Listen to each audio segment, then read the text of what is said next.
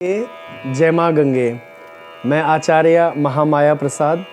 मैं आशा करता हूँ कि आप सभी सपरिवार कुशल मंगल होंगे, आरोग्यवान होंगे। बंधुओं, आइए एक बार पुनः आप लोगों के मध्य में मैं एकादशी के विषय में चर्चा करने के लिए उपस्थित हुआ हूँ। अभी माघ शुक्ल पक्ष की जो एकादशी है उसका नाम जया एकादशी है। और बंधुओं, जया एकादशी का जो व्रत है वो 12 फरवरी 2022 को वह व्रत संपन्न किया जाएगा। बंधुओं, 11 फरवरी शाम से ही एकादशी तिथि प्रारंभ हो रही है। इसके लिए आप लोग यदि संभव हो, जो शास्त्रों में बताया गया है वैसे तो, कि दशमी फलाहार, तो यदि फलाहार ले सकते हैं रात्रि में तो बहुत अच्छा। आप 11 फरवरी को दिन में भोजन करिए और रात्रि में जो है आप फलाहार ग्रहण कर सकते हैं। और अगले दिन जो है एकादशी का व्रत है, यानी 12 फरवरी 2022 को। देखो, जया एकादशी के नाम से ही स्पष्ट है कि जो हमें हमारे जीवन में जय और विजय देने वाली है। बंधुओं, इसका विशेष महत्व यह है इस एकादशी का, हमारे जीवन में जो भी जान करके या अनजाने में जो भी पाप हुए हैं, ब्रह्म हत्या यदि ब्रह्म हत्या जैसा पाप भी यदि हुआ है तो इस जया एकादशी के व्रत करने से, माता एकादशी और भगवान नारायण की कृपा से अवश्य ही हमें उस भयंकर से भयंकर पाप से मुक्ति मिल जाएगी।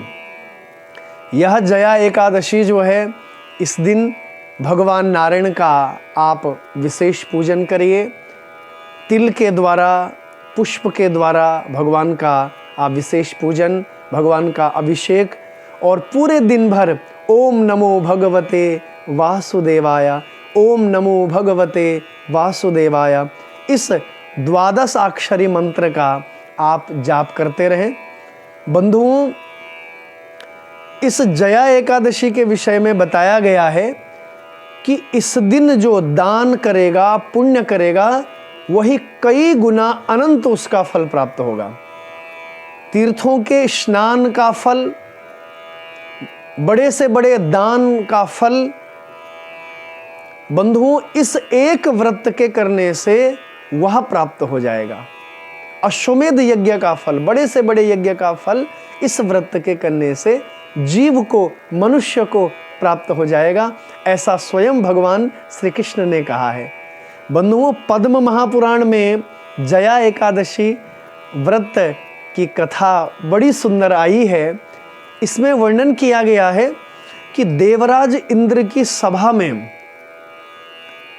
अप्सराएं नृत्य कर रही हैं। गंधर्व, सुंदर सुंदर गंधर्व जो है वह नृत्य कर रहे हैं। बंधुओं, उन अप्सराओं में एक बहुत ही दिव्य अप्सरा जिसका नाम पुष्पवती कहा गया है, पुष्पवती नाम की अप्सरा।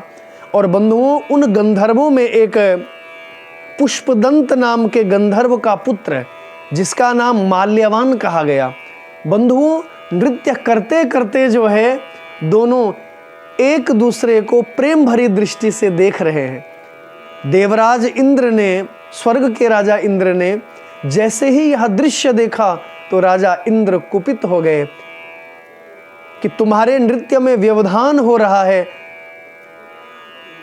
इसलिए देवराज इंद्र ने कुपित होकर के उस माल्यवान और पुष्पवती को बड़ा भयंकर श्राप दे दिया, तुम दोनों प्रेत योनि में चले जाओ। बंधुओं, माल्यवान नाम का गंधर्व और पुष्पवती नाम की वह दिव्य अप्सरा जो है वह हिमालय पर्वत पर प्रेत योनि में प्रकट हो गए। जीवन पर्यंत उन्होंने कष्ट भोगा, दुख भोगा। एक दिन संत का सानिध्य करने से संत भगवान की अपार कृपा हुई और संत भगवान ने उन्हें कहा, यदि तुम प्रेत योनि से मुक्त होना चाहते हो तो माँ एकादशी का व्रत करो, भगवान वासुदेव का पूजन करो, ओम नमो भगवते वासुदेवाय मंत्र का जाप करो। और इन एकादशियों में जो जया नाम की एकादशी है, माघ शुक्ल पक्ष में जया नाम की एकादशी जो आती है, यदि आपने इस व्रत को किया तो तुम्हारी प्रेत योनि जो है सदा सर्वदा के लिए समाप्त हो जाएगी, नष्ट हो जाएगी।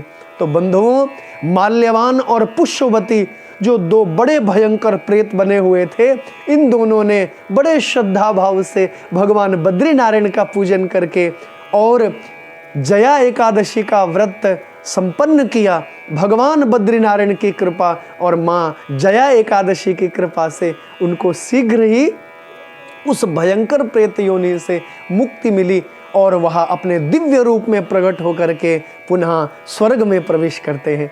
देवराज इंद्र ने पुनः जैसे माल्यवान और पुष्यवती का वह दिव्य रूप देखा तो बड़े आश्चर्यचकित हुए और बंधुओं, उन्होंने प्रश्न किया कि तुमने ऐसा कौन सा तप किया, कौन सा दान पुण्य किया जो तुम्हें प्रेत योनि से मुक्ति मिली है।